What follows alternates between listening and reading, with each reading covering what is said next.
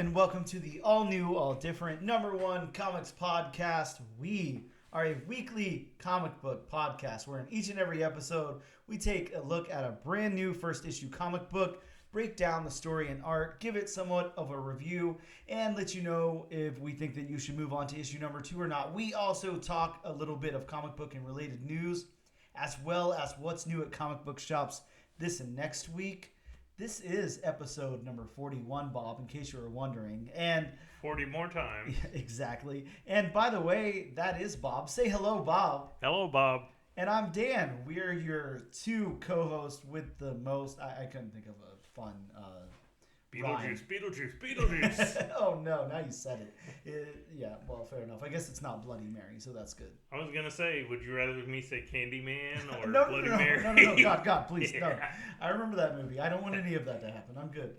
You don't want Tony Todd showing up? I would love for Tony Todd to show up and hang out with us and record the podcast, but God, not dressed as Candyman. It'd be terrifying. Yeah, he makes a very terrifying villain. Yeah, he sure as hell does. Man, what a great actor, though. God, I love that guy.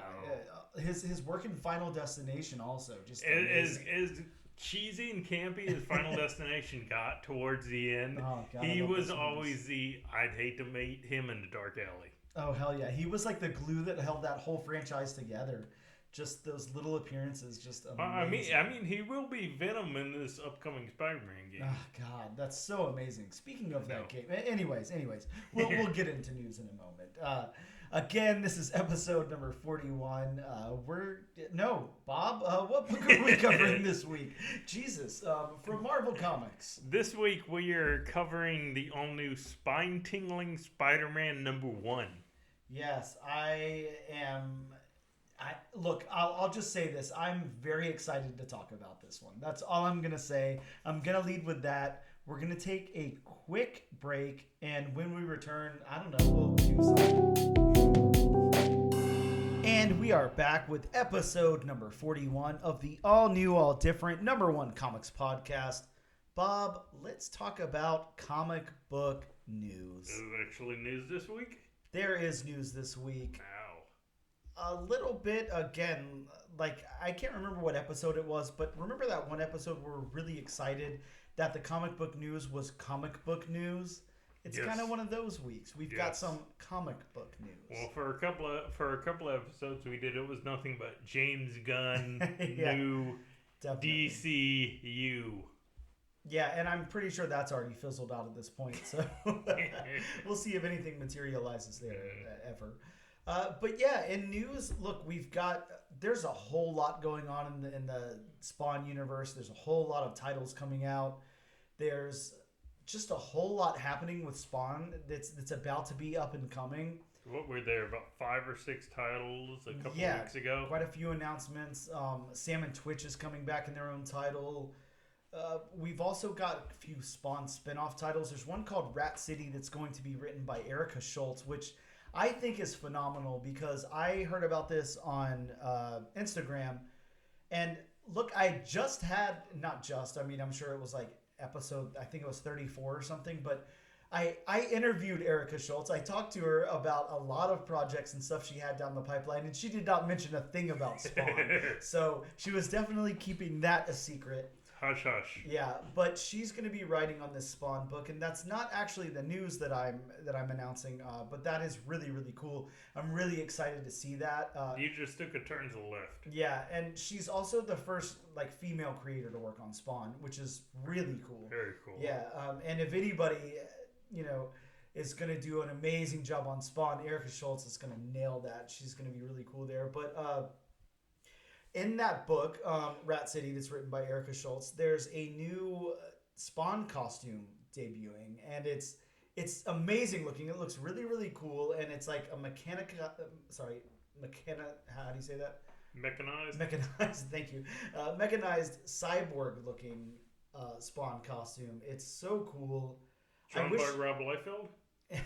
No, not drawn by Rob Liefeld. Wow, I can't talk right now, Bob. What happened to me?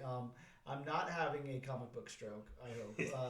But yeah, just it's so cool. I want to pull it up here so I can show it to you, Bob. It's just such an awesome costume that I think you need to see.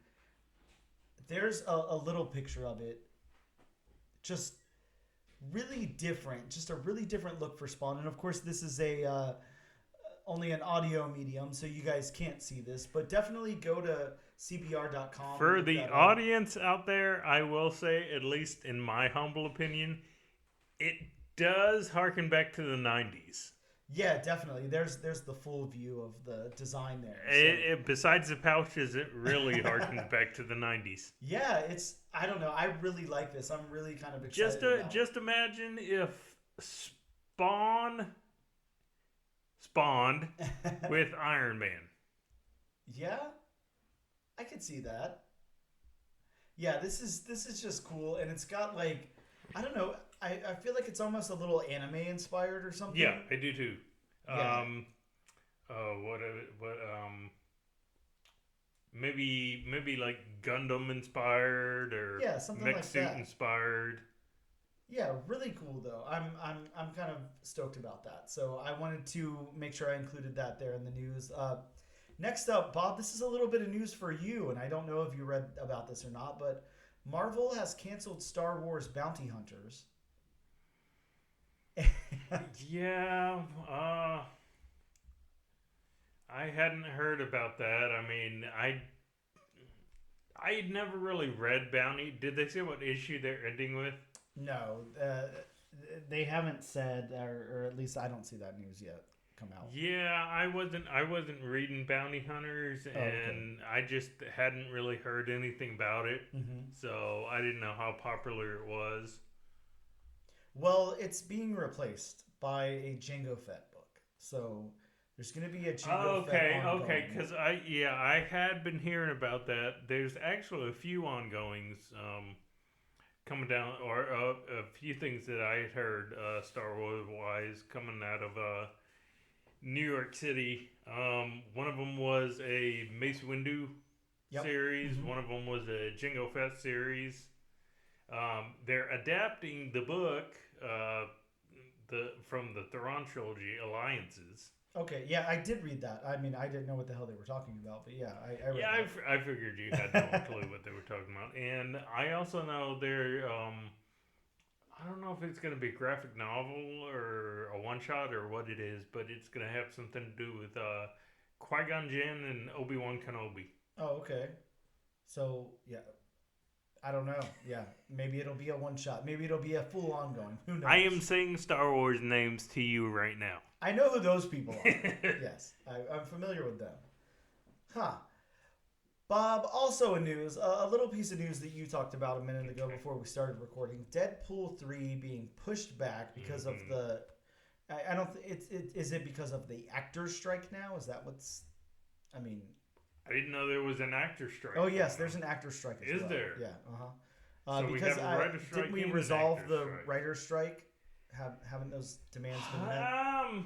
Somewhat. I was going to say, we announced on here it was over a few episodes back. Yeah, so. We announced. We might have been a little premature. Oh, okay. By announcing. I think stuff like that, especially, when it comes to, monetary value, stuff like that, I don't think there's ever an ending point. I mean, if you remember, there was a writer's strike, 3-4 years ago? Yeah. Mm-hmm. And, we're getting another one right now, so, that's not exactly what I would call a long-term solution. Yeah, well, yeah. Look, I don't even want to talk about what the fix should be because I don't work in that industry, but obviously pay these people what they are owed. Yeah, exactly. It doesn't seem that hard. Exactly. I'm sorry, but, actor strike aside, without writers, no movies. Yeah, that's always and nobody wants to go to AI. No, and that's always been such a huge surprise for me is whenever I learned how much writers make and all of that versus what actors make versus director, all of that. Like, it's just mind-blowing that they make nothing, but they're the one coming up with all the content for it. I know. There's a reason why the movies win all these awards. Exactly. Why the actors win Best Actor awards and whatnot. Mm-hmm. Yeah, how many times are they up there improving those lines? Like the sides weren't written for them or something. Crazy. But what I was going to say is that, among the pushback here, the rumor, it's not been confirmed yet, but of course, none of this ever gets confirmed, that Taylor Swift will be in Deadpool 3, but not playing Allison Blair, a.k.a. Dazzler. I saw that yesterday, and it's like, interesting. A role that she was teased in, X-Men Apocalypse. Yep. And a role that she just seems perfect for. Yeah, that everybody wants her in. Right. But the news, again, this is not like confirmed. This is rumored. But the news is saying that she'll be playing herself in the movie. Yeah, I agree. Like, why even, for what? Right. I mean, an extended cameo or, I guess, set up a joke. Yeah, I trust Deadpool. The movies were good. Yeah. Both of them have been great. Ryan Reynolds doing a good job with all of that. I don't know. The first one did have that running Hugh Jackman joke. So, yeah. I guess there could be like a running thing with Taylor Swift. Yeah. Like Deadpool being a Taylor Swift fan. Yeah. Deadpool. Or a Swiftie, as they're called. Yes. Get it right, Bob. Exactly. So, I don't know. Disappointing, maybe. Hopefully, I don't... Just, look, it's not that hard. The people want it. We want it. Just... I don't know, make Taylor Swift Dazzler. How hard is that? Yeah. That's all you got to do. All right. And so next, what I want to talk about here, the next thing, the last little piece of news. Mm-hmm. And I just enjoy doing this when these come out. I don't know. It could be, extra long, whatever. It doesn't matter to me. I want to kind of commentate on this trending 20 from Key Collector. Love doing that. It's always fun. So first up, they've got the Image 1993 book, Bloodstrike #1. First appearance of Bloodstrike, Deadlock, Foreplay, Shogun, Cabot, and Tag. The first thermal reactive ink used on a comic book cover. Image encouraged readers to rub the blood to reveal the red ink hidden on the cover. I don't know if you remember that book, Bob. And I don't. That's a gimmick. Yeah, definitely. Just this month, Rob Liefeld posted a proof of concept animated video for a Bloodstrike film that he intends to present to studios. Oh, yeah. Interesting. So that's why we're seeing this. So are you going to be able to go up to the screen and rub the color? Yeah, whenever blood scenes happen, blood. Yeah, I hope so. Very interactive. I like it. Next up is a book that's, it's been kind of all over the place lately. There's news, then it dies back down, then there's news, and whatever. There's a lot of books, actually. Yeah, exactly. From Marvel 1995, Gargoyles #1. First appearance of Disney's Gargoyles in a comic. And James Wan is announced to create a live-action series for Disney+. So I'm cool with this, but live action, damn, why? Yeah, that's. I'm getting Cats vibes. Oh God! Speaking of Taylor Swift, now if they have the butthole edition, then I'm all for it. Yeah, well, exactly. If they give the gargoyles buttholes, I'm all for it. I think they have tails. I guess cats do too. So yeah, whatever. Next up from Marvel Comics 1984, Marvel Graphic Novel 11, a 52-page original graphic novel that established the foundation of a story that continued in Void Indigo #1 under the epic imprint of Marvel Comics. A controversial issue due to panels of extreme torture of a nude man and woman that was seized by Canadian Customs to be reviewed for violation of pornography statutes but dismissed. Void Indigo as a series had only 2 issues published before being canceled for missed deadlines and growing customer backlash. And there is a 667% increase in copies sold this week. And that is because it was being featured in a YouTube video on the channel Strange Brain Parts. Oh. I've never heard of that. That's a lot to unpack. Yeah. So I don't know. Maybe go check that out. I don't know if I will be, but if it had been around back then, that book definitely would have been in Seduction of the Innocent. Oh yeah, absolutely. Yeah, maybe Seduction of the Innocent Part 2, I guess. Next up, from Pacific Comics in 1982, we have Star Slayer #2, the first appearance and origin of the Rocketeer. Of course, Disney Plus developing a Rocketeer movie, and yeah, I would tell you the actor producing and playing the character, but there's no way I could say their name. So I'm sorry. I think they should leave the Joe Johnston Rocketeer alone. Don't remake it. I like Joe Johnston's version. Yeah, I remember liking that movie as a kid. I never revisited it, so I'm not too sure what I think about it now as an adult, but who knows. Next up, we've got from Marvel Comics 1994, Web of Spider-Man, issue 118. Of course, the first appearance of Ben Reilly as Scarlet Spider, introduced as a clone in Amazing Spider-Man 149. And this one's saying there's notation on some CGC graded slabs that notate a Marvel direct marketing that does not appear to have effect on value. So I actually have one of those, the Marvel direct marketing CGC slabs of this book. And I mean, it seemed to affect its value a lot because when I bought the book, I bought it for much cheaper than what the ones that don't say that are. I guess maybe just now it's not as big of a deal. Well, yeah, but you know how collectors are. Yeah, sure. Very, very fickle.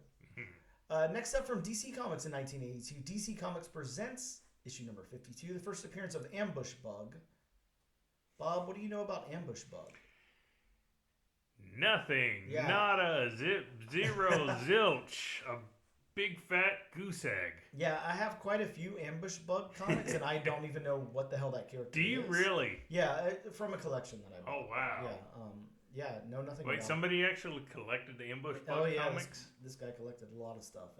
And yeah. This one has an unofficial Judge Dredd appearance as a parade balloon almost a year before his U.S. comic first appearance in Judge Dredd #1, published by Eagle. Okay, I get that that's technically a first appearance, but I mean it's a parade balloon. Yes. It's not the actual Judge Dredd. I agree, but again, you know how comic books are. Yeah, fickle bunch. Yeah, this one also, of course, had a limited series that's been very in demand right now after the death of Keith Giffen. So I'm guessing he was the creator of Ambush Bug. I'm not 100% sure there. Next up from Marvel Comics in 1982 is Thor 319, the first appearance of Zeniac. Zaniac. Zaniac. Oh, Zaniac. Wow, Zaniac. Okay. I guess Marvel version of Brainiac. Well, it's an entity that possesses human vessels with the intent to murder. Oh yeah, definitely not. The Loki character. Yes. So. Or possibly the Loki character. Set pics leaked from Loki Season 2 appear to pay homage to the obscure Marvel character. And yeah. So I don't know how far you are in Loki Season 2. I've still, as of this moment, watched episode 1. I've watched the first 2 episodes. Okay. And the third episode premieres at 9 o'clock tonight. Really? So they're not coming out on Wednesdays anymore? No, they did the same thing for Ahsoka. Oh, okay. Instead of Wednesday mornings, they came out Tuesday at 9 o'clock. Because that's essentially Wednesday morning. Yeah, but today's Thursday. Well, yeah, but I mean, Ahsoka came out on, Tuesday, Wednesday. Loki comes out Oh, okay. Thursday, Friday. Thursday, Friday. Okay, Yeah. gotcha. So, good. Well, I'm only one episode behind. I can catch up on that. Right. Next up from DC Comics in 1989, Batman 429, A Death in the Family Part 4. No indication why this is on their list. Also, the next book, Batman 428, A Death in the Family Part 3, Death of Robin, Jason Todd killed by the Joker. Spoiler alert.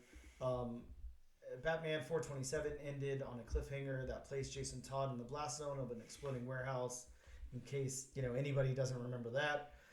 DC set up a poll for readers to cast their vote whether Jason Todd should survive the blast by calling one phone number or die by calling another. And apparently there was somebody using an auto dialer. That's why Jason Todd died. 10,614 phone calls were made, with Todd's death being decided by only 72 more votes than the opposite outcome where he would have survived. DC had prepared both scenarios to go to print.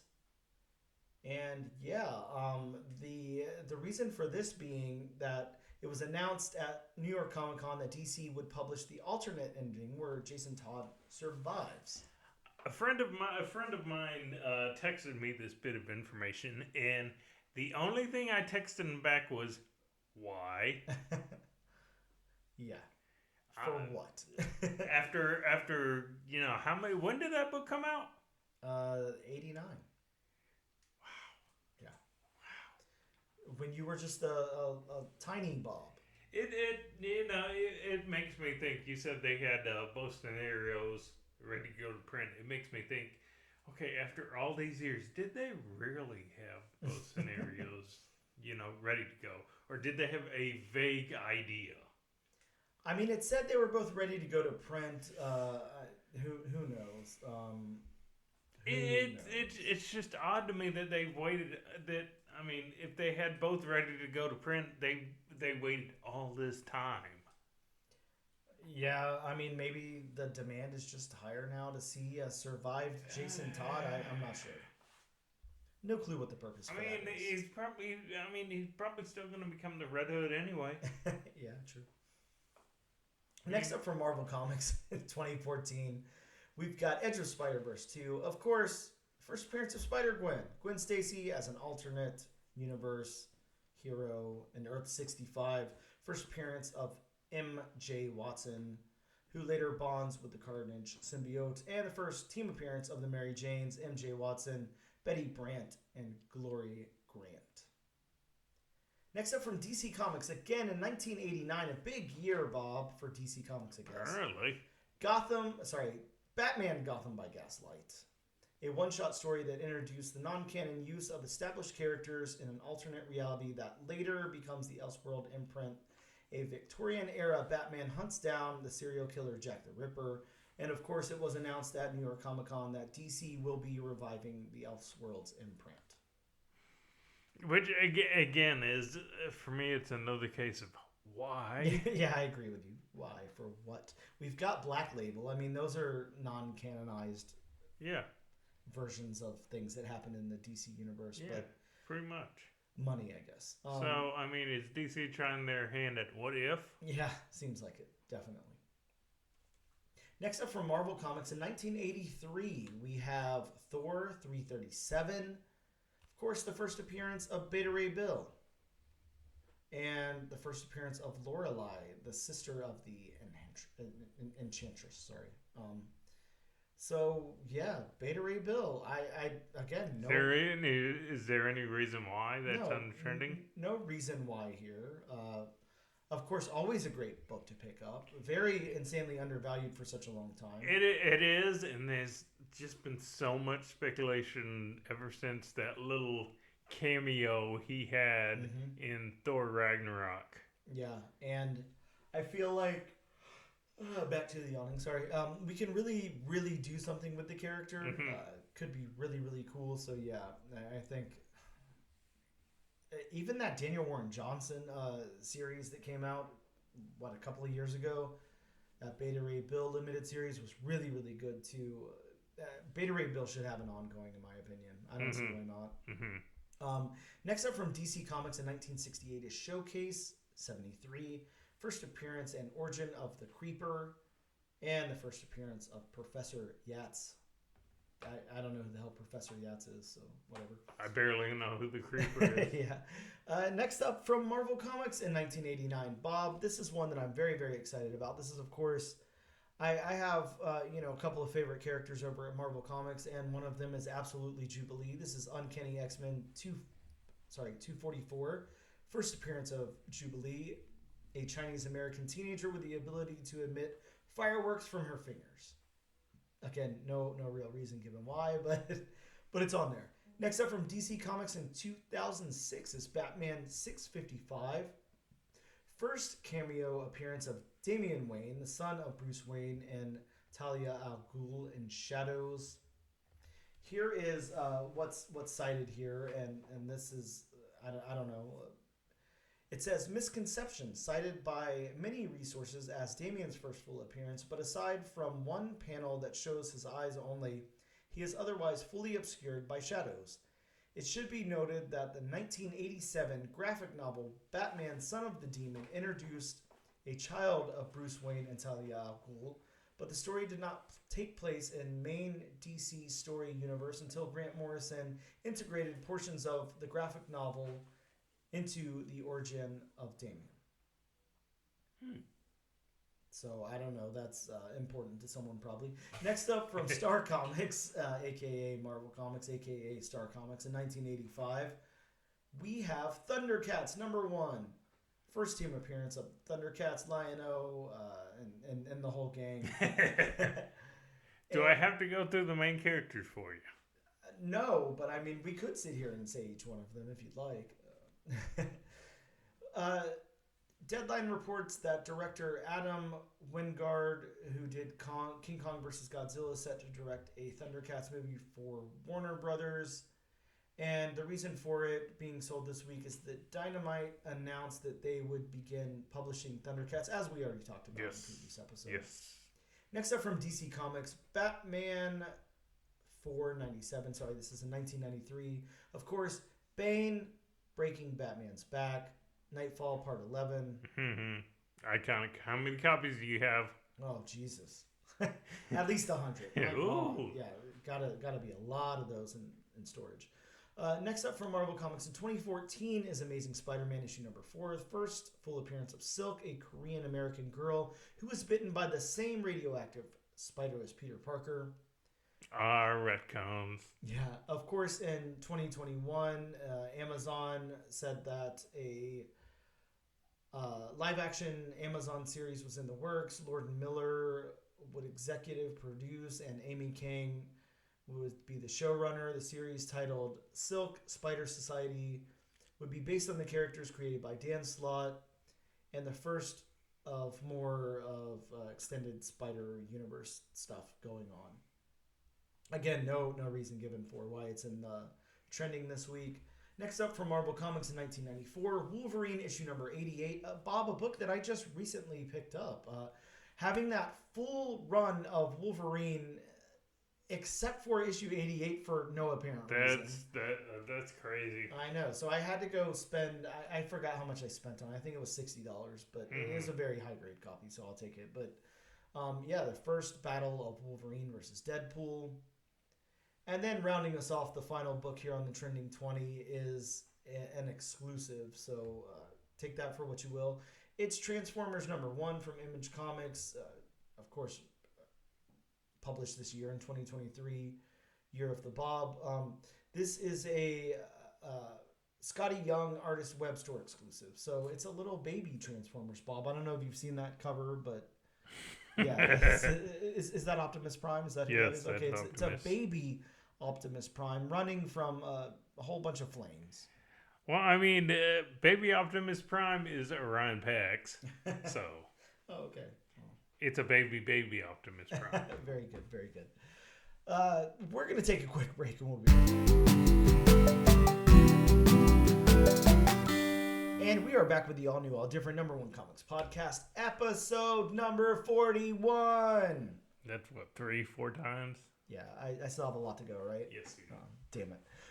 We're going to talk about some new comic books that have dropped in local comic book shops this very week. That's right. These could be out there right now in your local comic book shop with your name on it. Yes, because we're a comic book podcast that talks about comic books. Who knew? Well, yeah. I mean, there's not a lot of us out there, Bob. That's all I can say. But yes, you can still probably go pick these up. Hit your local comic book shop up if you hear something you like. But yeah, we're ready and willing to discuss those. From Marvel Comics, we got Silver Surfer Rebirth Legacy issue number 1 in a second printing, of course, with that very awesome negative space cover of Thanos just posing, doing a snap with the whole galaxy behind him. Did you pick one up? Of course. That cover was way too cool to not pick up. I'd love to see that in a slab. We'll see if I ever get around to slabbing anything or not. But yeah, a really awesome cover. I like it a lot. We also got from Marvel Comics Crypt of Shadows, of course, that they do around this time every year. Maybe it's just last year that they started. But this one's got the first appearance of the Bricklayer, a villain who faces off with Scarlet Witch. Can't wait to read that, Bob. Scarlet Witch fighting the Bricklayer. Very cool. We also got Miles Morales Spider-Man issue number 11. The first appearance of Bob. I have no idea how I'm supposed to pronounce this. Let me explain to you how this is written. Okay. R''MY''R.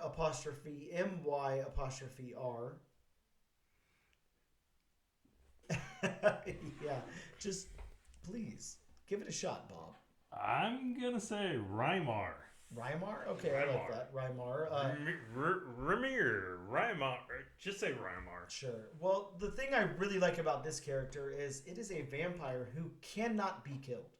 Oh. So, I don't know what cannot be killed means. I mean, it seems like anytime anything comes out that can't be killed, it ends up being killed. So, I don't know. I'd like to see where this goes. So, kind of a mixture of a vampire and Vandal Savage. Yeah, I guess so. Wow. Yeah, very cool. We also got Moon Knight issue number 28, beginning of the Death of Moon Knight story arc, which concludes in issue 30, which will lead to Vengeance of Moon Knight number 1. So are we going to get a new Moon Knight, or is he just going away for a few issues? I don't know exactly what's supposed to happen here. It'll be interesting to find out. That's all I can say. Huh. Yeah. Next up from Boom Studios, we got Berserker Pen and Ink. Pen and Ink. That is correct. Again, we talked about these before. These are the deluxe art-focused presentations of the book. They did one for Death of Layla Starr and Something is Killing the Children. I think there was a few other books that I can't remember off the top of my head. I don't know. I could be wrong. That might be the only ones. But yeah, these are very art-focused. And they're pretty cool. So if you're really into Berserker, definitely pick this up. I'm not going to spend the $7 on it because I haven't even read Berserker. But but if you have and you're into it, definitely pick that up. Keanu Reeves said. Yeah. You don't want Keanu Reeves coming after you. No. And I love Keanu Reeves. Point Break all day. But yeah. Okay. From DC Comics, we got Justice League versus Godzilla versus Kong, issue number 1. I think the title speaks for itself on that one. I don't know really what else you can say about I picked up my copy. I'm very interested to see how that goes. Yeah, very interested to read it and see what happens right there. We also got Harley Quinn Black, White, Redder, issue number 4. Harley recruits 7 girls to compete to be her sidekick. So we could have the birth of a new Harley Quinn sidekick here. I don't know, might be worth it. So is this different than the Harley gang that they introduced a couple of years ago? I guess so. I mean, this is like supposed to be like her sidekick, like her Robin, I guess. I don't know. We'll find out. Yeah, Spider-Boy. That's all I can say. We also got Jay Garrick, The Flash, number 1, a limited series in DC's Golden Age hero revival. Yeah, whatever. Also, Superman 850. Again, Bob, I hate the numbering here. I'm not a fan of the legacy numbering. Yeah, so Superman issue number 7, the first cameo appearance of a female version of Brainiac. Look, we were just talking about Brainiac, and now here comes Brainiac again, but this time Brainiac. Sheeniac. Yeah, They should have. They could have gone along with Shush, and they could have formed like a team. Yeah. Sheeniac, Shush, She-Hulk. I don't think She-Hulk would be invited to that one. She-Venom. No. Let's see, what other She characters have there been? There's been a lot. Lots and lots, Bob. Next up, we got from Archie Comics, Fear the Funhouse, Toy Box of Terror, an anthology of horror stories featuring dolls, robots, and puppets that go awry at the hand of a shadowy toy maker. Yeah, because the last anthology Archie book that we read, yeah, it was a doozy. No, that one wasn't easy, but maybe this one will be. You got to give it a shot. Mm-hmm. From Dark Horse, we got Headless Horseman Halloween, Annual Number 1, an anthology of 5 stories. And I think I said it here before, but Tyler Crook's on one of these, so worth the pickup alone just for that. Tyler Crook, of course, being an amazing comic book creator, so definitely going to want to check that out. We also got subgenre number 1. This is... I thought it was a spinoff, but I don't think it is. But it is written by Matt Kent. And it's about a man living 2 lives. One, a detective trying to solve a triple murder in a cyberpunk future where he falls asleep. When he falls asleep. A wandering adventure in a barbaric fantasy land. So... I don't know about you, but I'm getting very much Legion vibes from that cover. Yeah, definitely from the cover. Yeah, absolutely. And I'm kind of sad because, again, I thought this was a spinoff of something, so I didn't pick it up. But now I kind of wish I did. I mean, it does have an $8 cover price, so that's, kind of thick there. But I don't know. I wish I picked it up. Now, Bob, the next book I'm going to talk about, I don't know if you picked it up in your pool or not. It's actually the book that we're doing the bonus episode on this week, but it's called Beneath the Trees Where Nobody Sees. Did you pick that up? I did not. I was tempted, but then I'm just like, eh. Bob, let me tell you, I read it last night. Holy shit, you're going to want to find a copy of this book. That's all I'm going to say. Really? Yes. Find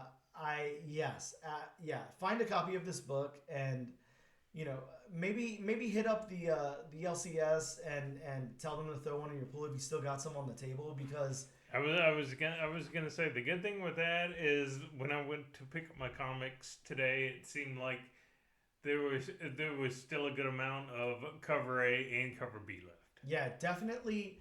Trust me when I tell you, you're gonna want to pick a copy of this book out. Okay. That's all I'm gonna say. And I don't want to spoil anything for anybody. Well, as a comic book reviewer co-host, I trust your opinion. Yeah, very, very cool stuff. And the last book I want to talk about that came out this week, actually from Scout Comics. This is Bite-Sized Tales of Terror, issue number 1, an anthology of 3 horror stories. Bob, why is this book so cool? Well, number 1, friend of the podcast, John Clark, put this book out. This is all him, writing and art and everything else. And, dude, if you haven't read a John Clark book... read a John Clark book. My God, John Clark, very, very good at what he does. Awesome creator, super cool guy. Yeah, all I can say is this one is an $8 cover price, and I had no problem. I didn't either. I wouldn't have cared less. Yeah, I'm like, here, gladly. I'm like that Futurama meme, like, take my money. Like, yes, take my money, because holy crap. This is so good. Okay, if you're gonna reference it, get it right. Shut up and take my money. Okay. I was supposed to say shut up. Sorry. I'll do that next time. But yeah, so good. Anything involving John Clark, so good. You're gonna want. All I can say is this, Bob. And you already know this, but to the listening audience out there who has not read a John Clark book, you're gonna want every early John Clark thing you can get your hands on, because when John Clark freaking blows up. And like you're gonna have like trouble finding his stuff for like a reasonable price. Don't come back and yell at me and Bob, because we told you so. That's all I can say. Do yourself a favor and pick up Pop Up. Yes, God, Pop Up is so good. Black Friday is so good. Pick up those two. You will not be the slightest bit. If you're a fan of the horror genre, this is a must Like horror done Must right. read. Like no gimmick, Must no read. bullshit. Like good horror stories. Right. Yeah. John Clark, freaking awesome. I'm glad he's got a book out on Scout this week. That's it for new releases. We're going to take a quick break, and we'll be right back to talk about another horror book, or at least they say, Spine-Tingling Spider-Man.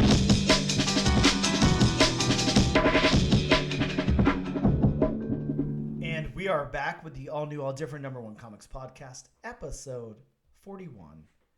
Bob, today we are going to be talking about a new book from Marvel Comics. It's Spine-Tingling Spider-Man. Now, let me get this out of the way first, because I was a little confused as to what was going on here, because I don't remember, or I don't know if you remember, a few weeks ago, maybe a month ago, maybe longer ago at this point, there was a Spine-Tingling Spider-Man 0 issue. Don't know if you remember that one. Vaguely. Now, the reason and it was like a nice thick book too. So the reason I wanted to know more about that, I didn't read it. So I was like, do I need to know what's going on in the 0 issue to appreciate this book or whatever? So I did a little bit of research. It was a Marvel Infinity comic. So there was actually, I believe, 8 volumes, if I'm correct. And this is basically the second volume. Okay. Basically. Now it's kind of like a restart or whatever. You don't need to know anything about that first volume. Soft reboot, kind of. Yeah, you don't need to know anything about that to get through this, definitely. But just throwing that out there, this is like a continuation of that. But I want to read the solicit here. This is from Marvel's site. Terror continues for the web slinger. After a fight with Spider-Side, Spider-Man gets taken on the most terrifying ride of his life. If you think you've already read the scariest Spider-Man story ever, you may stand corrected after this one. That's the solicit. And again, I was kind of telling you off air, this is like all over the place on the internet and everything, saying that this is the scariest Marvel comic ever produced and all of that. So I can't find that quote here, but definitely the most terrifying Spider-Man story ever, everything's saying. So I like the look on your face. It's very interesting. But yes, that's what it's solicited as. Now the I'm kind of optimistic on that. Yeah, I got you. The creative team here, Saladin Ahmed is the writer. There's no way for me to be able to go over all the stuff he's worked on.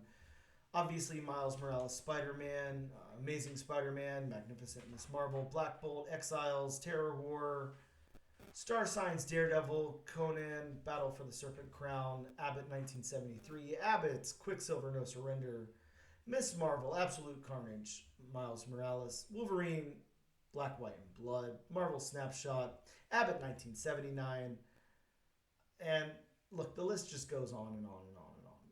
Worked on a lot of stuff. Really good writer, in my opinion. I really like him a lot. For the art, we have Bob, if you don't mind pronouncing that name for me.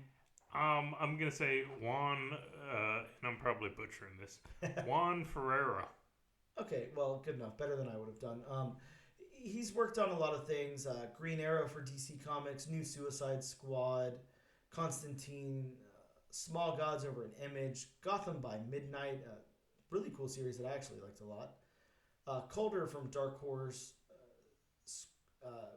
Scrapper from Image, if you remember that dog book, that pretty recent dog book. Killmonger over at Marvel, Kiss Me Satan for Dark Horse, Catwoman, Punisher Kill Crew, really really cool book, some cool art in there. King in Black, Thunderbolts, Batman Eternal, Old Man Logan. Again, the list goes on and on. He's worked on a lot of things. So a very seasoned creative team here over on Spine-Tingling Spider-Man. Mm-hmm. Now, I want to get into my solicit because It's kind of like a recap, or sorry, my solicit, like I'm a publisher. My synopsis, rather. You have a solicit? Yeah, I forgot to tell you, I'm a comic book publisher now, Bob. Oh. So, yeah, I'm a billionaire. It was good knowing you. So, Spine-Tingling Spider-Man opens with Spider-Man in a fight with Spider-Side, a Spider-Man clone. After a while, Spider-Man defeats him. Peter then goes home to his apartment and goes to bed. He's woken up by police who are there to ask to get him to peacefully leave, as the superintendent says he's never seen Peter before and that he's trespassing in one of the model apartments for showings. Peter leaves very confused and calls Aunt May, who has no clue who he is. He then calls MJ a whole bunch of times, and she doesn't answer, so he goes to visit her, and she doesn't know who he is either. Peter Parker, rather, tries to use his web slinger to get out of the situation, his web shooters to get out of the situation, but that doesn't work.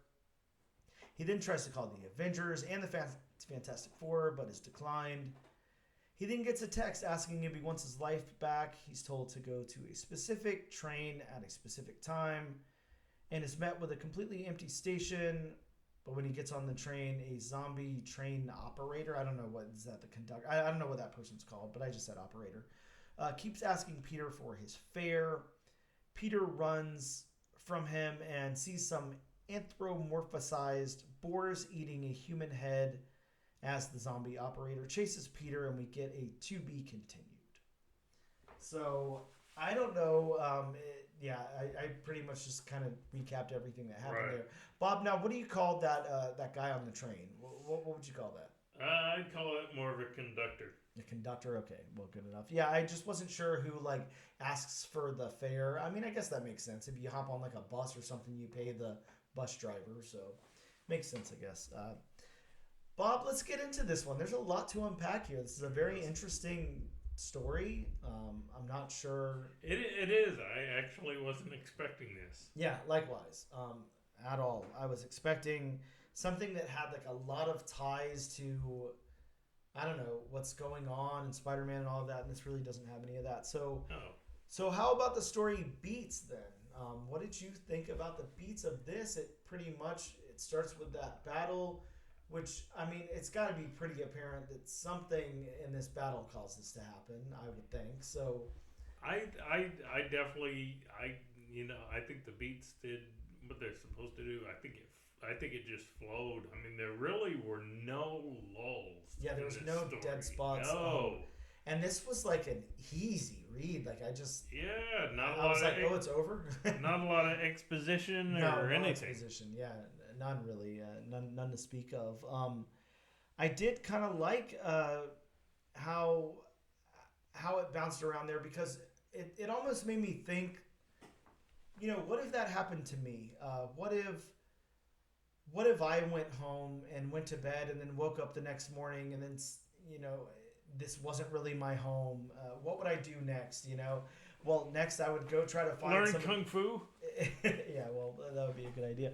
But yeah, next I would start trying to get a hold of some family or friends or whatever, and then or who you think are your friends. Yeah, exactly. Family. So it moved along that way nicely. And I will say this: they said it's the most terrifying Spider-Man story and all that. And while we're not too sure about that just yet, I will say, I don't know, man. That's kind of an interesting fear, maybe one that I didn't know that I had or something. But just imagine the fear of not being known. Yeah, just imagine for a second. You go to bed, you wake up, and the cops are there, and they're like, "Who the hell are you? Get out of here!" And then you're looking around. You're like, "I've lived here for years." And then you look around and you're like, well, actually, shit, none of this is my stuff. My stuff isn't here, And then your aunt doesn't know you. Yeah, your exactly. Ex doesn't know you. Kind of terrifying if you think about it. Yeah, it really is. Yeah. It really is. Did you get Twilight Zone vibes? Oh, yeah, absolutely. This is Twilight Zone for Spider-Man for sure, which I'm very cool with. One of my favorite shows of all time. So, yeah, really, really cool.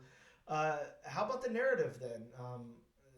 The narrative storytelling in this is pretty much yeah, I mean we pretty much went over what the narrative was. Yeah, it's just Peter's first person I don't know, dialogue and thoughts and whatever. Yeah, and again, like you were saying, you were expecting, and I was expecting it to be, tied to, events that are already going on. This is a self-contained narrative. Yes. I mean, I'm definitely not up on my Spider-Man lore.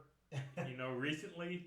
I think the general consensus right now is that you'd be very unhappy if you were. So, a lot of people are very unhappy with the current run of Spider-Man. Is all I can say. So this is a cool, kind of left field thing for all the Spider fans out there. Right. Just a different story that doesn't play into current continuity. Right. Very cool. How about the dialogue then? What did you think about the voice of? I mean, pretty much just Peter Parker here. Yeah. We get a tiny bit of Aunt May, a tiny bit of Mary Jane, a little bit of Spider-Side. And then... Well, and I mean, of course, the fight with Spider-Side, you got the quips, the one-liners, that Spider-Man is known for. Yep. And then, of course, I mean, the dialogue definitely fits with how you would feel if you woke up and nobody knew you. Yeah, I just imagine, what that would be like. Again, there's so many scenarios in here where I kind of think back and I'm like, well, that tracks, not having been in this situation. But, just imagine you're waking up to police, with their guns drawn at you and everything. How do you handle that situation? Yeah. What do you say? What do you do? You don't want to say the wrong thing, of course. But obviously this isn't correct. You feel like I've lived here for years. What do you mean I can't be here or whatever? The building superintendent and all that. So, how do you deal with that in that situation? I wonder. Very, very interesting. I feel like it all tracks pretty well. How about the world building here? We're pretty contained to just normal Spider-Man hangouts and stuff. But then we get in that train car, and then we're in that weird, whatever's going on. I'm gonna say dreamscape. Yeah. So that's a little different. Mm-hmm. So how did you feel about this world building? Does it work for the book? Is there anything that was lacking? Is there anything that you wanted more of, or? Not really. I mean, the world building, like you said, I mean, it's very self-contained. I mean, you go from Peter's apartment to MJ's neighborhood to the construction site to the train station. Now, let me ask you this: whenever Peter, wanted to use his web shooters and get out of there and everything, did you already know that wasn't going to work? Was it a surprise? It was a surprise. Part of me had a feeling it wouldn't work, considering what the story was, that nobody knew him, that he was going to try to use it, and he just wouldn't be able to use it. Yeah, and did you think that this would, going in, completely blind, as we both were, did you think that this would have, more of a resolve by the end of this issue, or were you expecting it to, end on that kind of cliffhanger? With what they were going for, I was actually hoping it would end on cliffhanger. Yeah, me too. Definitely once I opened the book. I don't know why, but something about this made me feel like, I guess the way it was structured, that Spider-Side fight at first and everything, I kept thinking, okay, he'll get kicked out of the apartment, he'll talk to Aunt May and everything, but MJ will have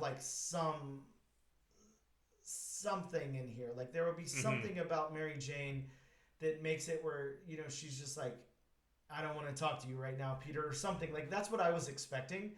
And when she didn't know him and it just continued that nobody knew him and everything, I wasn't expecting that. I'll say I was expecting, something with MJ there. So I thought that was cool. Even though that's, not a huge twist or anything, nobody knows him. We don't know what's going on here, but very cool. Right. So let's get into the art then. How about, what'd you feel about the character design here? I like the character design. I mean, everybody had their own look, individualized. So yeah, I like the character design. The only And again, everything we say about the art is just personal stuff, Sure. or at least everything I say. Um, I have it open to this one panel of Spider-Man, kicking Spider-Side in the face, Yeah. and unfortunately,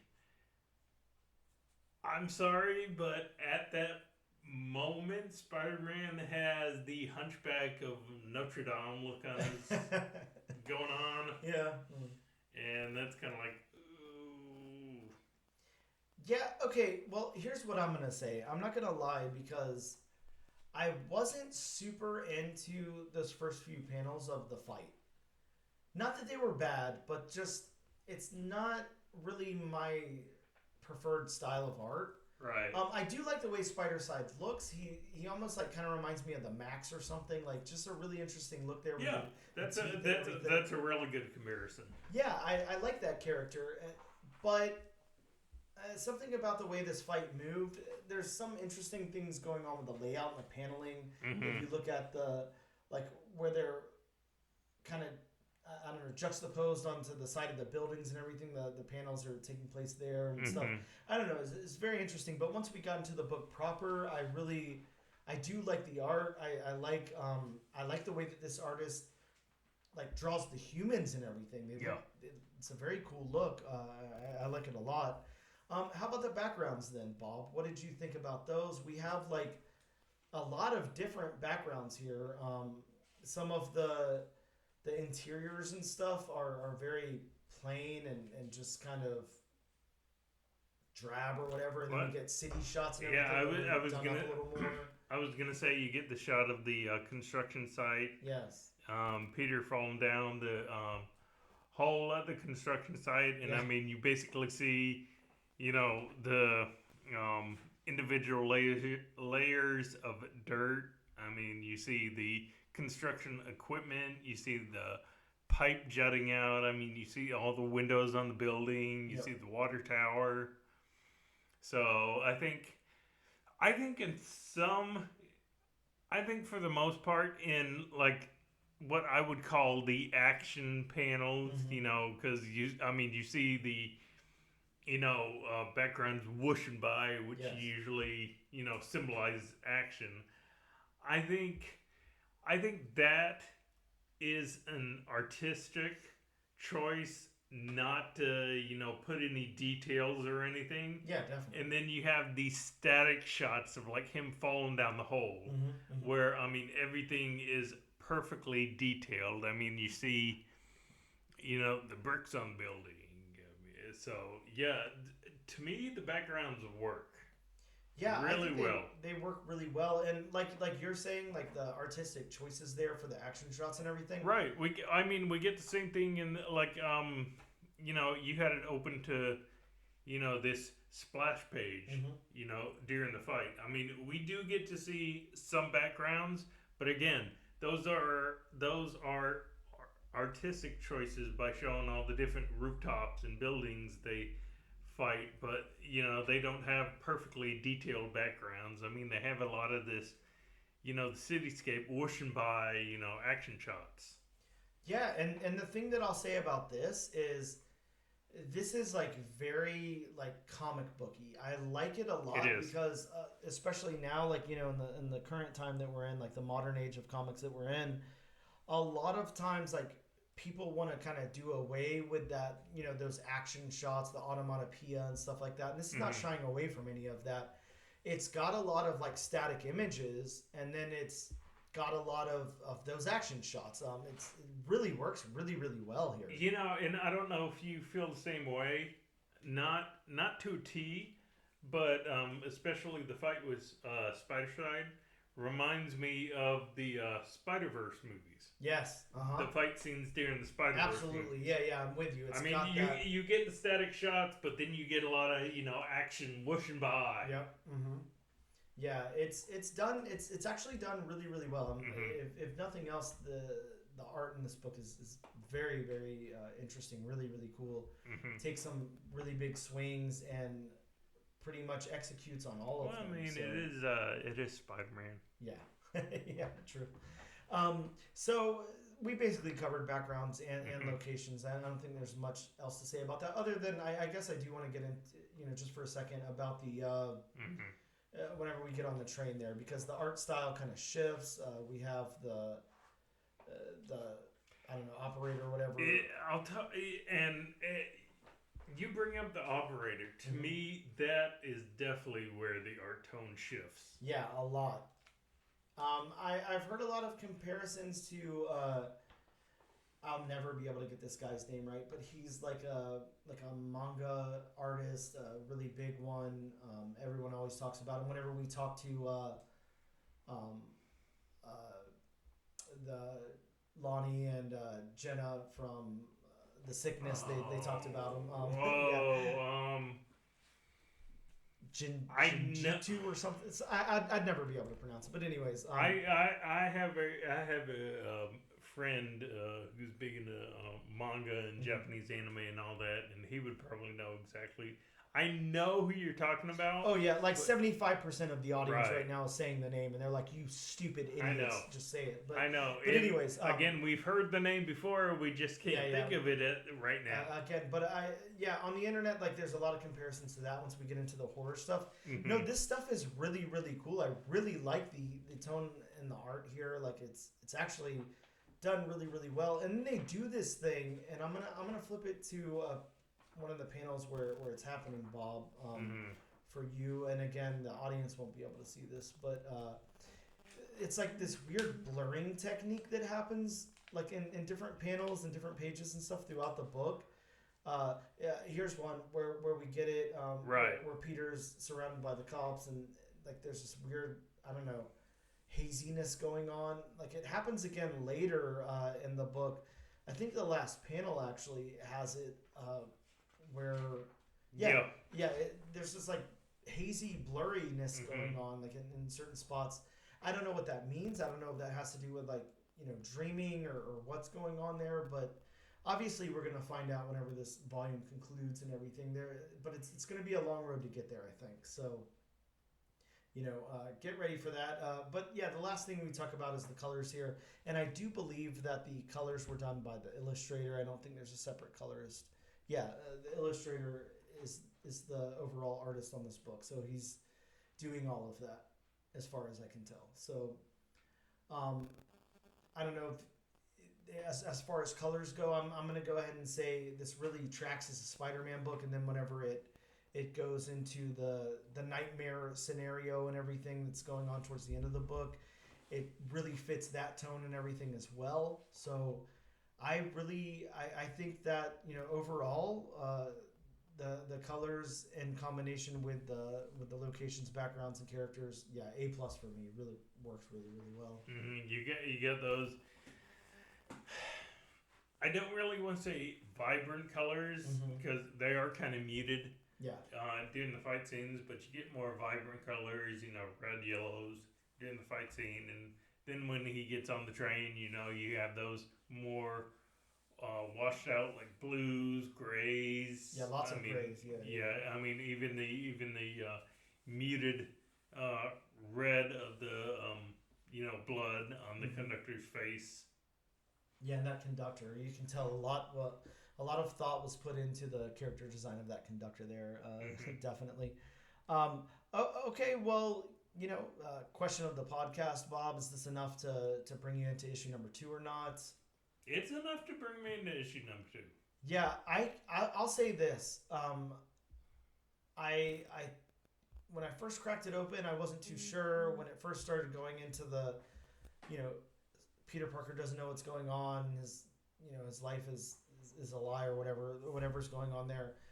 I wasn't it took more to hook me in, but yeah, I have to know what's going to happen here. I was going to say, by the end of this book, the cliffhanger that just left it on, it's kind of like, what happens next?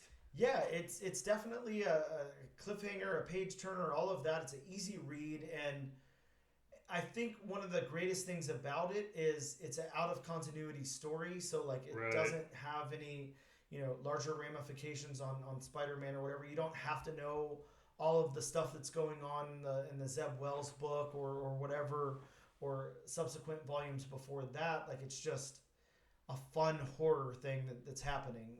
Yeah, I think it's really, really cool. I think it's done very, very well. This actually makes me want to go back and pick up that Zero issue that collects the Marvel Infinity book, if it's anything like this.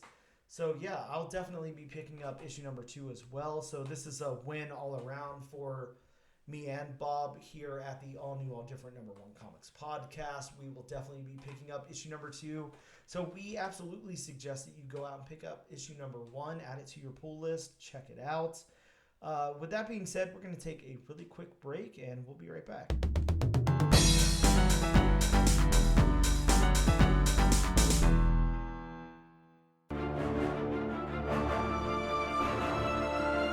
Did you know there was a Doctor Strange movie in 1978? Or that Tim Burton and Nicolas Cage almost made a Superman movie in the mid-90s? On Superhero Cinephiles, we take you on a journey into the world of superhero films, including the acclaimed, the infamous, and the obscure. And you might just be surprised at some of our takes, because here we want to talk about the things we love, not the things we hate. Listen to Superhero Cinephiles on Apple Podcasts, Spotify, or wherever you get your podcasts. Visit us on the web at superherocinephiles.com or find us on Twitter and Instagram at SuperCinemaPod. And we are back with episode number 41 of the All New, All Different number 1 Comics podcast. Bob, we are here to tell them about some new comic books that are coming out next week in local comic book shops. But first... Oh, come on, you do it best. Bob, it is disclaimer time. That's right. It's Bob's disclaimer time. It's Bob's disclaimer time. I swear you make it like an episode of Pee-wee's Playhouse. It kind of is. We need to say...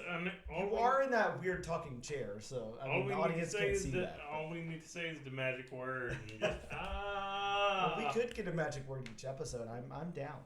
That is real. I'll get a magic Star Wars name. Oh God, I'll definitely scream then. So yes, these are just a few of the books coming out next week. So if you want a more in-depth list, please consult elsewhere. So starting off the list from DC, we have Tales of the Titans number 4. Yeah, this one is the introduction of a Beast World crossover event.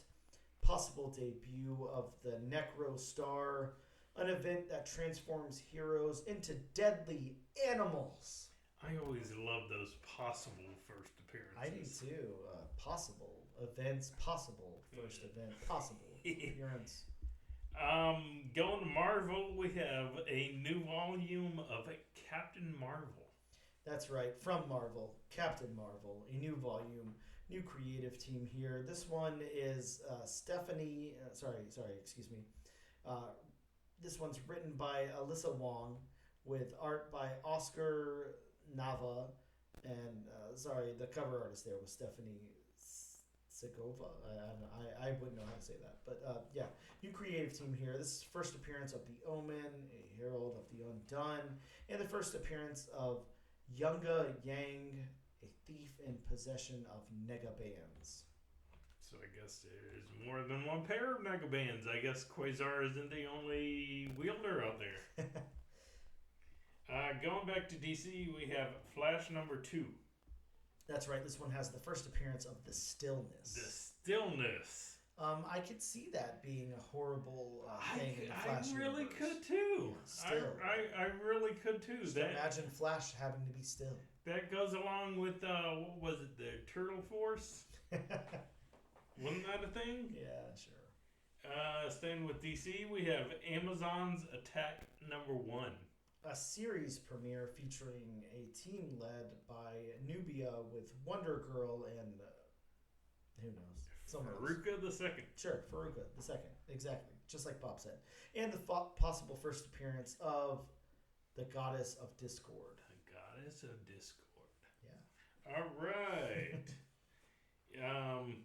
Is she like the female version of Loki? It could be. You know, instead of God of Mischief, you get Goddess of Discord. Yeah, I like it.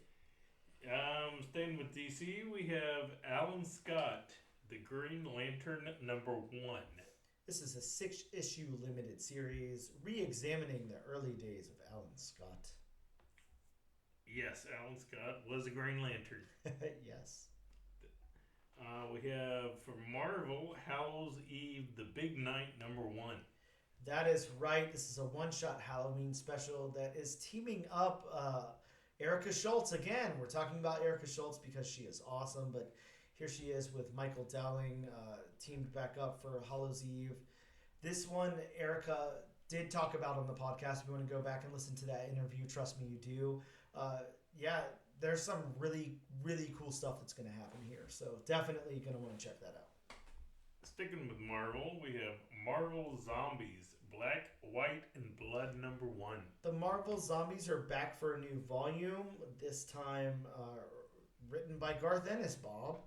So Garth Ennis is back with Rachel Stott to do Marvel Zombies, Black, White, and Blood. This is a 4-issue limited series featuring an anthology of stories. Garth Ennis writes Daredevil, Spider-Man fights against zombie family, Khonshu defends Mark Spector during the apocalypse. Let's hope it works out better for T'Challa this time around.